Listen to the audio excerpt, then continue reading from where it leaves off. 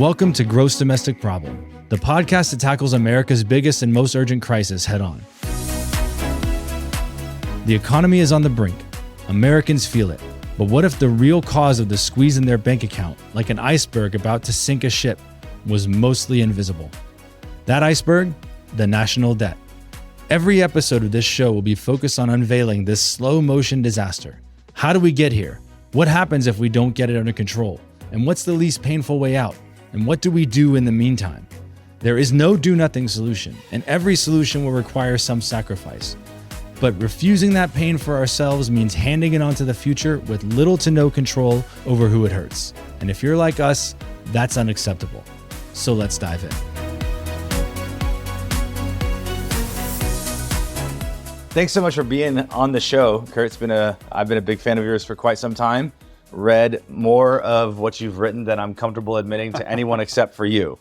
But I just want to really quickly, for those of my audience who do not know who you are, can you just give us the quick Reader's Digest bio? Who is Kurt Couchman? Sure, and thanks so much for having me. I'm always excited to talk about fixing the budget. So I guess that's a big part of what I do professionally.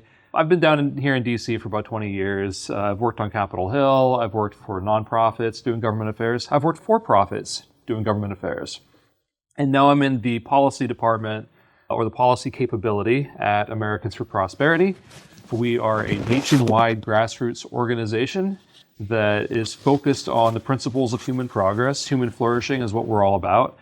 And to a very large extent, that means telling governments how to do things better or to stop doing things entirely when they shouldn't be in that business. Right.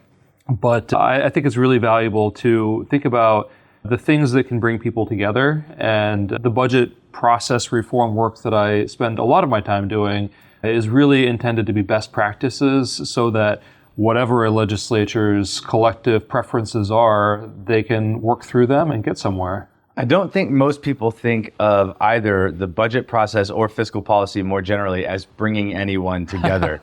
Can you go a little deeper into that? Like, how do you, that feels like a relatively romantic vision of it. Mm-hmm. And I know that has a lot to do with your particular angle on the subject anyway, but what do you mean when you say that, like, as you work on fiscal policy and budget, how does that bring us together?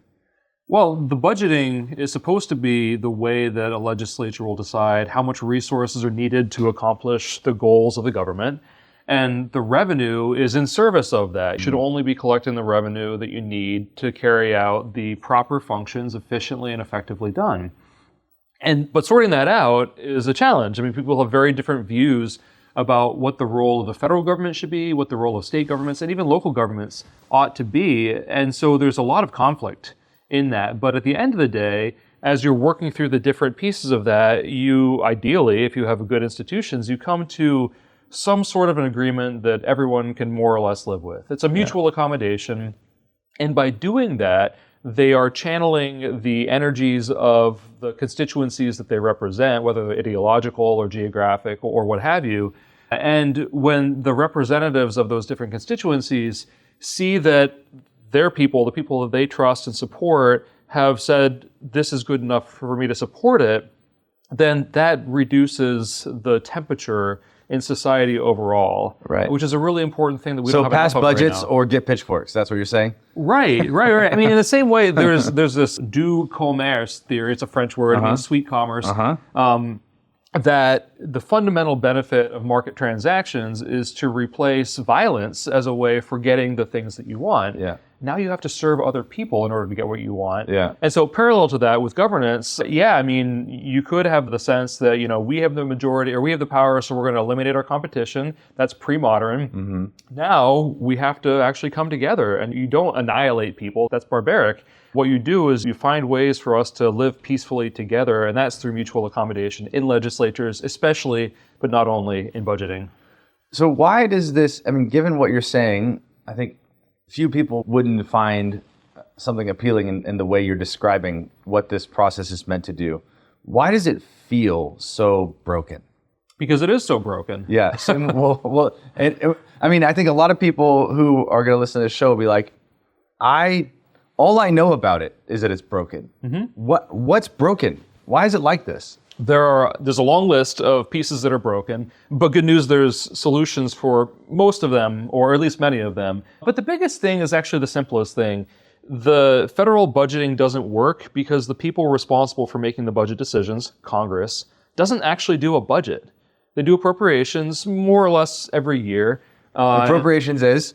Appropriations are the 12 annual spending bills that are the jurisdiction of the House and Senate Appropriations Committees. They're most of the things that we think of for government. Most of defense, a lot of veterans, education, infrastructure, Homeland Security, all those things. Right. Those are the administration of government is almost entirely what's called discretionary spending, and that's what the appropriations bills cover. Most of us are going to remember the appropriations snafu from a few weeks ago, where all we knew was that there was an appropriations bill that was too many pages. That's the only thing that emerged from the conversation about this on social media.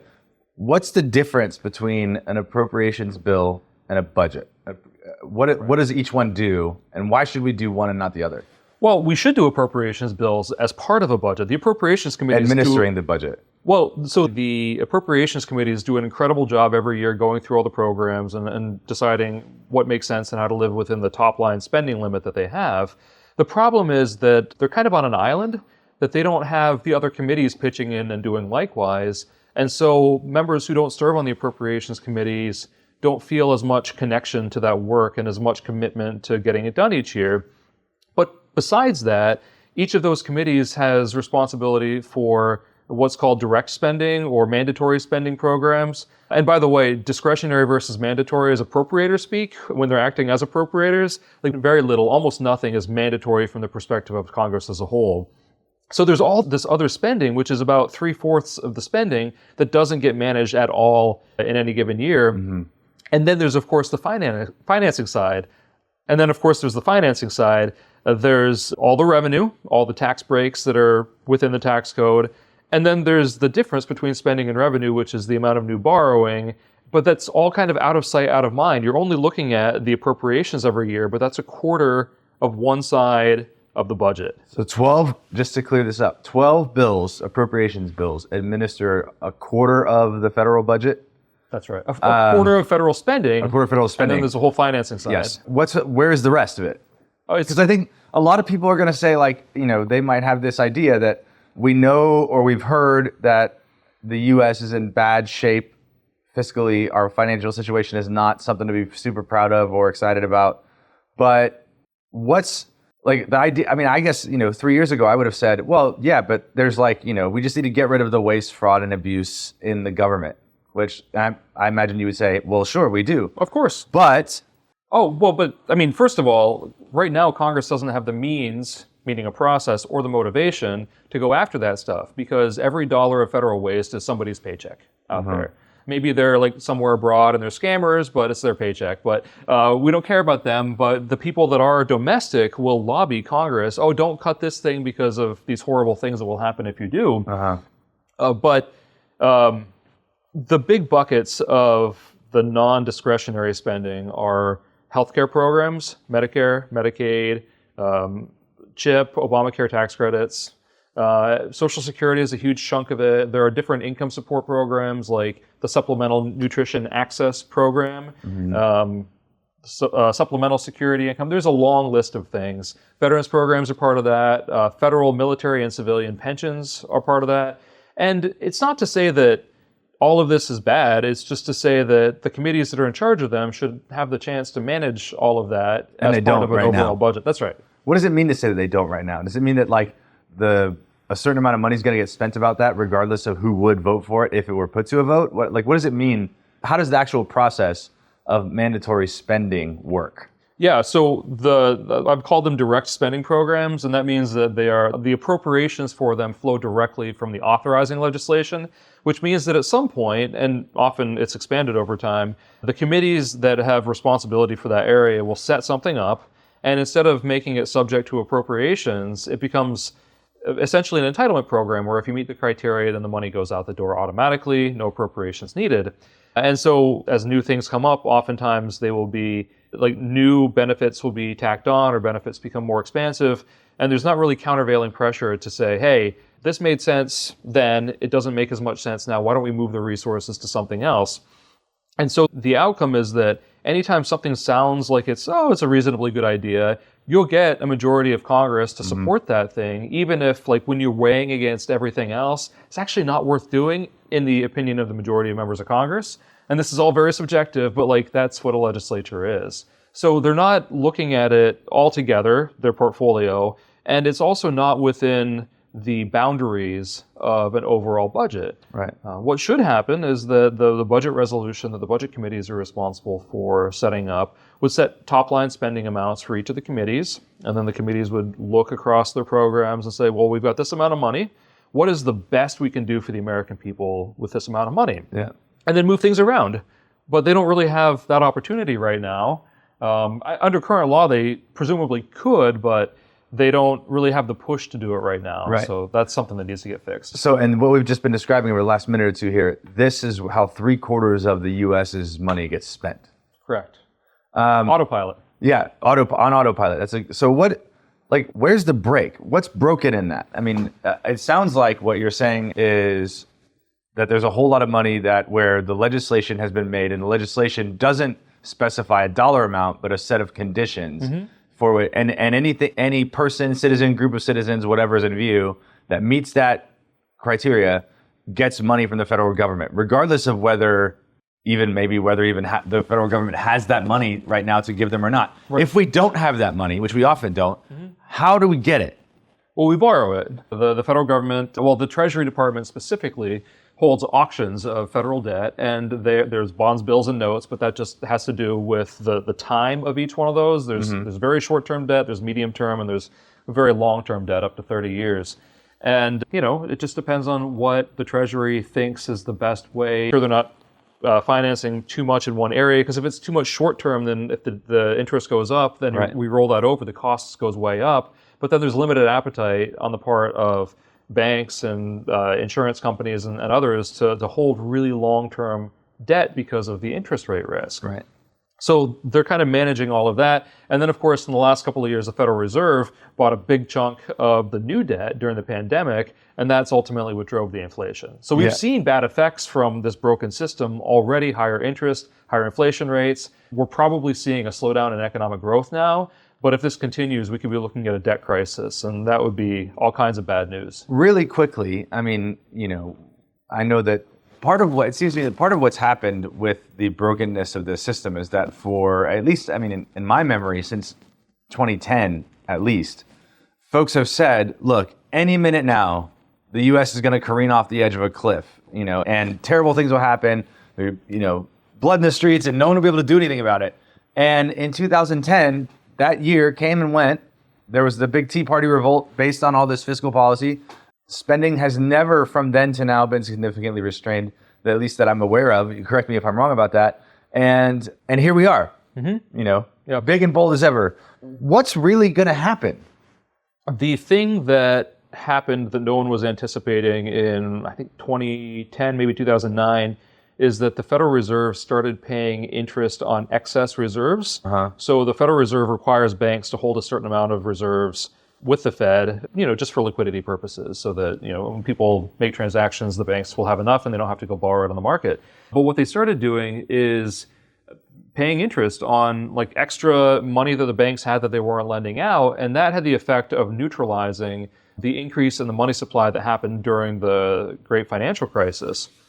And so, the people that were saying things are going to go very badly very soon, that caught them by surprise because the Fed had never done it before.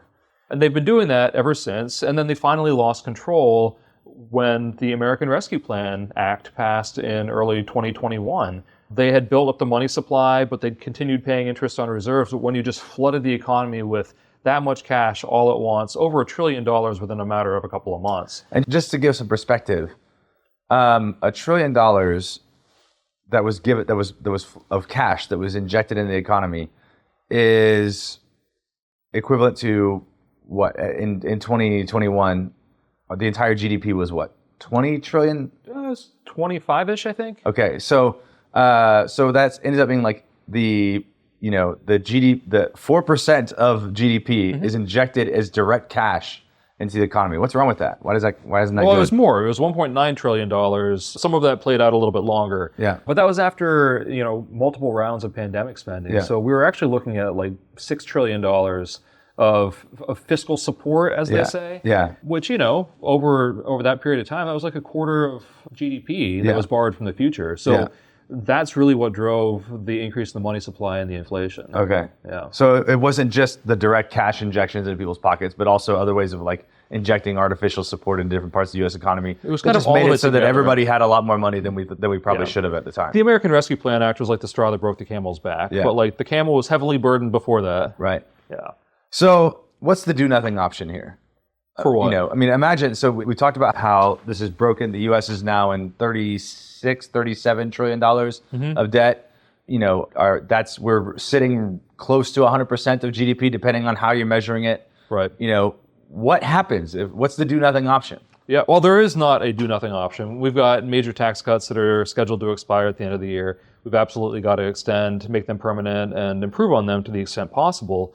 The debt limit has to be raised this year. I know people say, oh, we shouldn't raise the debt limit or we should reduce it. Well, that would require reducing spending by about 25%, immediately, which politically would be very difficult and economically would be really problematic as well. Yeah. You've got to have a glide path on this stuff. So there isn't a do nothing option, but there is a try to muddle through with the broken budget system that we have today.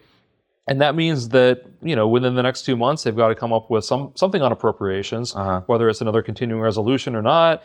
They've got to do at least one, maybe two reconciliation bills this year to extend taxes and unleash energy abundance and secure the border and all that good stuff.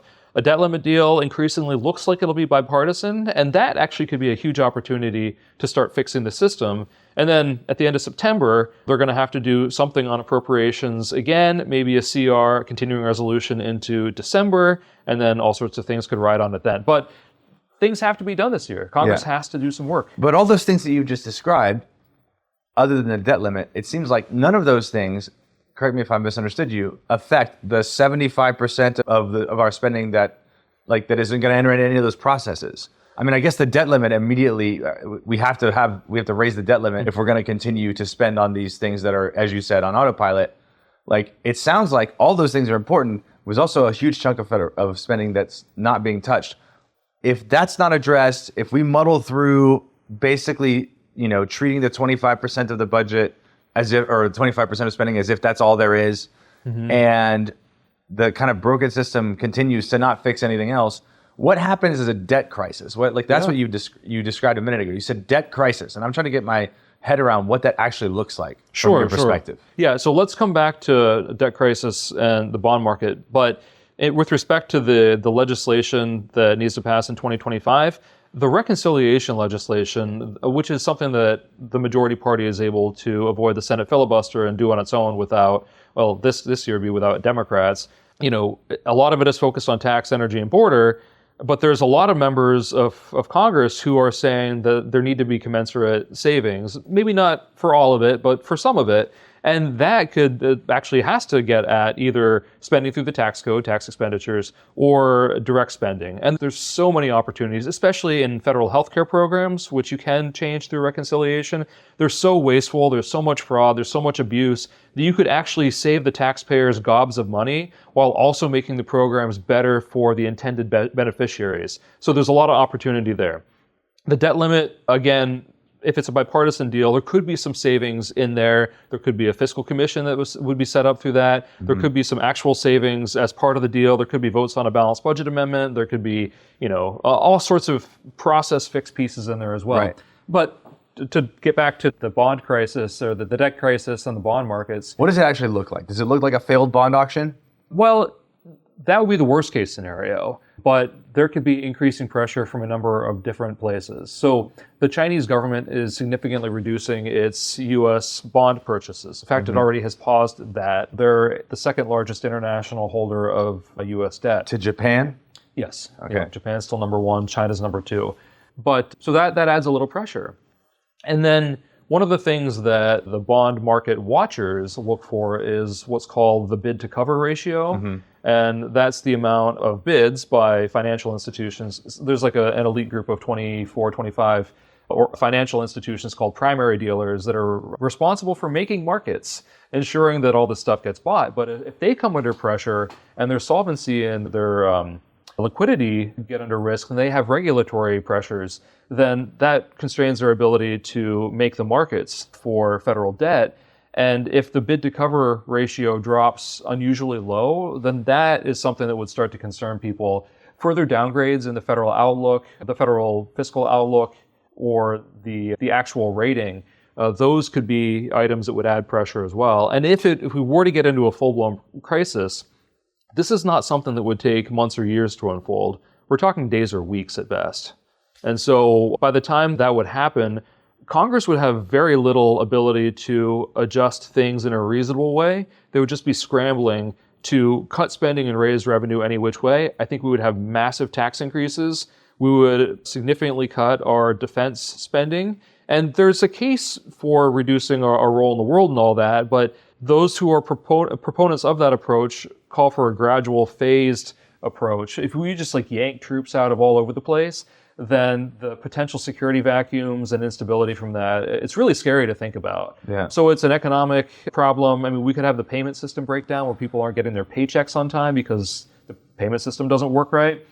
The security implications are pretty profound as well. And then even, threats to our governance, I would be worried about that too. What sorts of beasts could be unleashed in a world where everything seems upside down and people are really scared? Yeah, that's right. It sounds like what you're saying is, this is what they said in 2010. This is the kind of things we were hearing back then, is that, as Peter Venkman from Ghostbusters, when he's like, dogs and cats living together in mass hysteria, that the society could come unglued in really profound ways. You mentioned defense. I'm thinking now of Neil Ferguson's, the Ferguson law about this is no country that spends more on debt service than on its national defense. No great nation that does that can remain great for long. Mm-hmm. Things like that. That I just think in general, most of us don't think of fiscal policy problems as our problem. Right. And what you're saying is that in the event that a debt crisis erupts, it could quickly become our problem. And the thing is that the nature of the interconnectedness of the different systems of our world is such that it'd be very difficult to anticipate where they might come from. That's right. It could take the form of power vacuums and creating a national defense crisis. It could take the form of the things the sort of financial services that we need to work, not working, or both at the same time. Yep. Or, as you say, strange new voices in the culture attaining a kind of prominence that would be very bad for all of us, just because people are scared and don't know what to do. That's right. Something similar is how you end up, this is now, at the moment I say this entire argument will become immediately invalid, but this is how you go from the Treaty of Versailles to the Third Reich. I would hope and pray that our institutions are stronger than that. Yeah. But I don't want to take the chance on that. Right.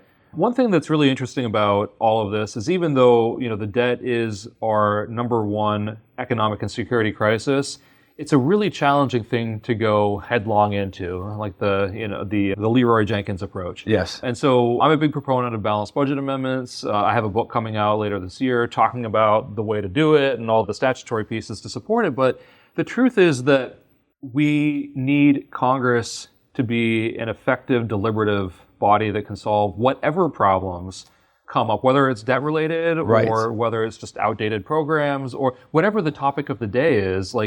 What are the kind of institutional pieces where Congress can wrap their heads around them, and whether it's on the authorizing side or the budget and appropriations side, figure out at least maybe not the best ways, but acceptable ways to tackle those problems. And they're currently not set up for that very well. This is what made me a fan of Kurt Couchman. It's that I come out of rooms usually where we're talking about moving dollars around, and your approach to the whole thing is, what if instead of solving just the debt problem, we solve the thing that creates the debt problem, which also creates all the other problems. Mm-hmm. So you found a lever to move a rock as big as the world. You found the place to put it. So talk to us now quickly. I know we're going to run out of time here shortly, but the debt needs to be fixed for all the reasons we've just said. Your particular thought on the best way to fix it is to make Congress again. Yes. What does that look like? What's wrong with Congress now? Yep. specifically as it relates to fiscal policy, but anything else where you see its dysfunctions on display, and what should be done? Sure. What's wrong with it? Let me start by saying there is no golden age of Congress. Congress has never been set up well in terms of institutions. It's just that before the social media era, they were able to muddle through and get by. They had enough ability to have democracy within the institution to kind of cobble things together decently well enough, with one big exception, meaning the American Civil War.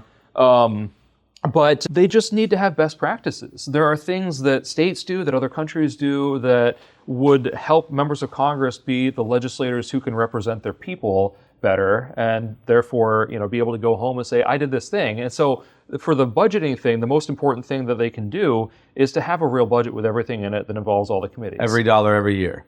That's right. On both the spending side and the financing side. It all needs to be something that each committee can oversee its jurisdiction and look for ways to do better, bipartisan deals, all of that, to try to find ways forward. I mean, the appropriators get a bad rap, in my opinion, because the things that are growing as a share of the economy are not appropriations. That has actually been declining over decades. Yes. It's federal healthcare programs especially. Now it's net interest, but you can't really do a whole lot about that directly. And it's Social Security and other pension programs, but that's the big one. So there have to be ways for members of Congress to be like, well, I can do this if you'll do that. It's the deal making. And that's what a comprehensive budget with everything in it would allow. And in fact, there's a great piece of legislation to move us from the world we're in to that world called the Comprehensive Congressional Budget Act. It's bipartisan. The co-leaders on that are Republican Blake Moore from Utah and Democrat Marie Gluesenkamp-Perez from Washington State. Yeah. And, we've talked to a lot of people about it, and it makes so much sense. And if they can, build the support for it in the next year or so, then, when the time is right and members are like, hey, we really actually need to get serious about this, then that will be something that will help them. And there are other pieces too, but that is by far the biggest one. Mm-hmm. So Congress passing a comprehensive budget every year. Mm-hmm. There's an act in place to make that happen. Why doesn't that act have 538 votes? Yay! Who could possibly be against that, and why? Well, it's a relatively new bill. It was just introduced a year ago. Last year was a presidential year, so but it's such a different paradigm from what people are used to. They're like, well, we have appropriations and then reconciliation, blah blah blah. But if you step back, if you're a business person, and there's a number of them in Congress, or if you're a legislator from some states, like Tennessee, then you know the power of looking at everything all together. I'm actually reading a personal finance book right now for inspiration on budget policy, and the key message is that you have to look at everything all together. Mm-hmm. And that's so true, and that's exactly what that would do. And so the people that would oppose it, I guess it's the people that know that they have low value programs that they're defending, or they have effectively a fiefdom. Knowledge is power, and if you've got programs that only get reviewed by Congress every 5 years, and you're the committee staffer that covers them, you have an enormous power to shape the questions that are being asked by members and the way that debate plays out. Because in members' personal offices, after 5 years, almost no one who covered that bill the last time or that issue last time is going to be around and focused on it. Mm-hmm. They'll be in a different position. They probably aren't even in Congress anymore. The median tenure in Congress is only about 5 years. Yeah. But by staff, members are a little bit longer on average. I mean, okay, so if Congress passes a budget every year, comprehensive budget every year, if let's say that Moore and Gluesenkamp-Perez's bill gets traction, actually gets passed, how would we even move from where we are right now to that? How would we, what would even be the machinery that had to get moved so that Congress could do that? It's actually not that hard. Yeah. So there are good bones in the existing federal budget process. The fatal flaw in the Congressional Budget Act of 1974, which had a lot of good, created CBO, created the budget committees, set up a process, is that it bifurcated the consideration of appropriations from direct spending and revenue. And that means that it's like that the end of the Pink Floyd song, how can you have any pudding if you don't eat your meat, right? Yeah. So appropriations is sweet. It's you're giving money to people, it's the pudding. But the nutritional stuff, the rest of the budget, the meat, that is not part of that. And in fact, the idea behind reconciliation was to reduce the growth or keep the growth of that part of the budget from getting out of whack But when you're doing that without the political cover of all the popular appropriated discretionary spending, then it just makes it politically untenable to effectively take stuff away from people, however you want to do that. And so we've seen reconciliation become something that one-party control will use to advance its priorities, typically increasing deficits. We'll see what happens this year. But that's been the norm, and it's not a very healthy practice. And so we need to get everybody working together. I mean, a lot of like I said, the bones are good. The president's budget is more or less fine. CBO does a good job with its baseline. There's some issues with the baseline, but there's issues with all of these things. But like fundamentally, they're pretty good. The budget resolution, that's a fine process, except that it is a partisan messaging document. It's not really a framework for government. But if you had a comprehensive budget, then you would. And the budget resolution report actually has top-line spending levels for each of the committees. But the only committee that does anything useful with that is the Appropriations Committee. So the point is to get all of the other committees to manage their portfolios, and there's some stuff in the bill to encourage them to do so. And then it all comes back together and becomes this budget that has, yes, the 12 appropriations bills, but also the spending submission portfolios from the other 16 spending committees, and then the revenue piece from the Ways and Means and the finance committees. Gotcha. Wave the Kurt Couchman magic wand over Congress. What else are we fixing? So we've got this great bill, the CCBA out there. Yep. You know, Blake Moore calls you up today and says, all right, Kurt, what should I do next? Yeah. What is it? No more shutdowns. Jimmy Carter's administration created them. Congress never did. That was a mistake. It's really screwed up the incentives in the appropriations process. So we need to be like, Congress needs to be like Wisconsin and Rhode Island and North Carolina, and in the next couple of years, hopefully a couple other states, and just not have shutdowns, because then you have to earn the votes for the new legislation. You can't jam people at the last minute with that. Because the alternative to the new thing is just current levels, and like you just have to earn the support. The other thing is, don't let the president give the State of the Union address until Congress has received the president's budget request and the national security strategy. Because each of those have so much really useful information, not only for budgeting and appropriations, but also for the National Defense Authorization Act, the Intelligence Authorization Act, and other things related to that. You need to have like both of those pieces for Congress to really be able to do its job. But presidents, at least back to the beginning of the George W. Bush administration, have always given the State of the Union, which they love to do, before they've submitted the budget request to Congress. And the national security strategy has become like once every 4 years, but like whenever the administration gets around to doing it. Obviously, the politics of that are a little tricky right now with, trifecta, but it just makes sense. It should be in a debt limit deal. We need to have votes at least on a series of balanced budget amendments. That's really important. We need to have reasonable fiscal rules that everybody says, oh, that's fair, that's practical, we can live with that. There needs to be automatic enforcement of that as well. What does that look like? Well, the current programs for automatic enforcement are these goofy meat acts, sequester cuts, where everything is just across the board cut with some exceptions.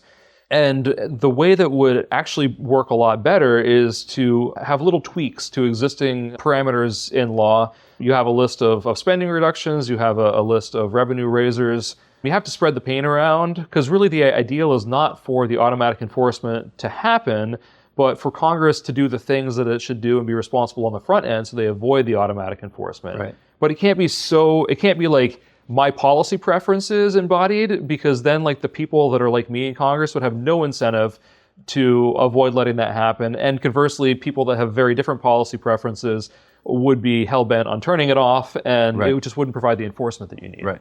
Gotcha. One last question, I suppose. The only thing I haven't heard you say enough about, really, to me, is committees. First of all, really quickly, how does the committee process interact with budgeting? I know we have a budget committee, we have appropriations committees, we have Ways and Means. How do these committee structures, where do they come to the process, and what are they doing, and what's wrong with that? Yeah, well, I mean, everything's kind of ad hoc right now outside of the Appropriations Committee, because there isn't sort of this unifying thing. I mean, a budget is supposed to be like the central thing that everything else revolves around. And all the committees should have a piece of that, especially Ways and Means, all the revenue and a big chunk of the direct spending.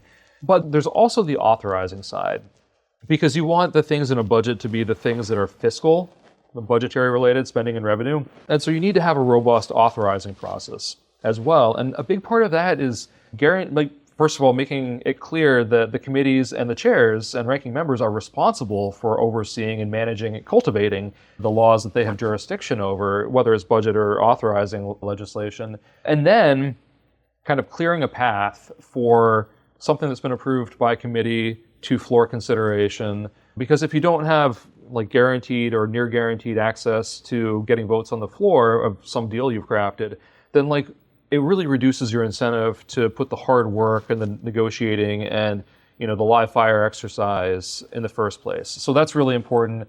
And then related to that, before, I guess it really came to a head when, you know, Republicans led by Newt Gingrich took power in the House for the first time in 40 years in after the 1994 elections. They really centralized power with leadership. And I think leaders have a really important role to play, but it has shifted a lot of the policy deliberations from committees to leadership. Now, there was a problem with committee fiefdoms having too much power before that, but they replaced one top-down structure with a little disbursement with another top-down structure. And ideally, you want to have leaders and committees and members having responsibilities and powers that are appropriate, that reflect their comparative advantages within the institution. And so we need more of a bottom-up process. This budget process that I talked about is one part of that. The authorizing part of it is another. But we have just so many laws that have served their purposes, or they're duplicative, or related, or just not appropriate for the federal government to be doing whatsoever. But unless you have the committees engaged in reviewing and having the path to update these things, then we just have all this kludge that builds up. And eventually, we need like a Hercules to come through and clean the Augean stables. Mm-hmm. And that's a lot of what this process stuff is kind of in the spirit of. Yeah. If I'm a citizen who has no intention of running for office, in fact, might be inclined to run the other way, what's the role of a citizen in making this and helping to make this happen? Like, how can citizens engage to help Congress become and do what Congress is supposed to become and do? That's right. So sometimes people will say, you should run for office or you should be president to me. And I'm like, whoa, I thought you liked me. Yeah, right.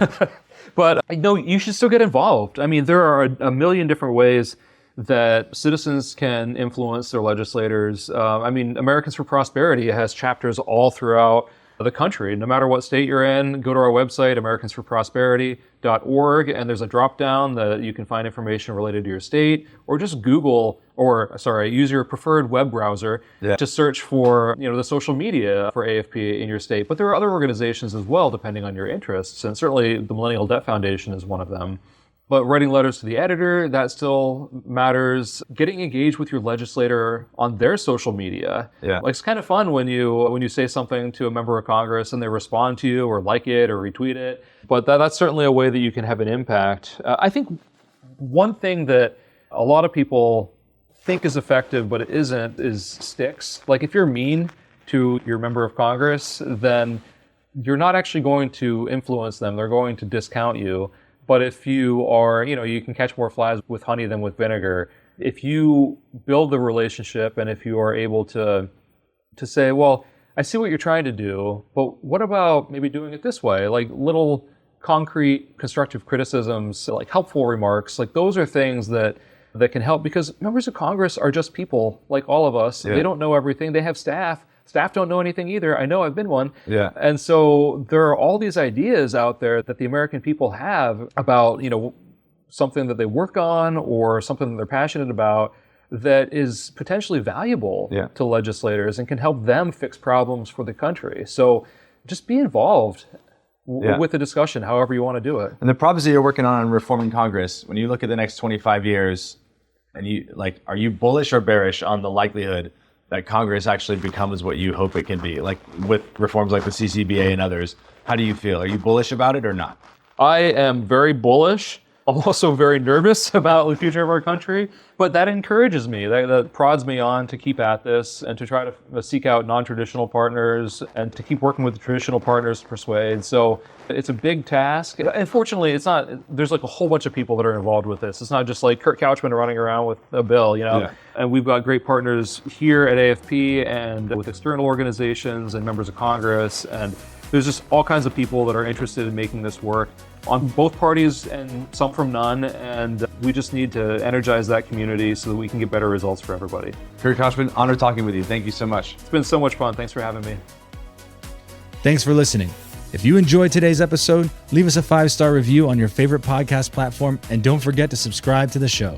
Want to dig deeper? Follow us at millennialdebt.org for more insights, updates, and ways to be part of the solution. Thanks for listening.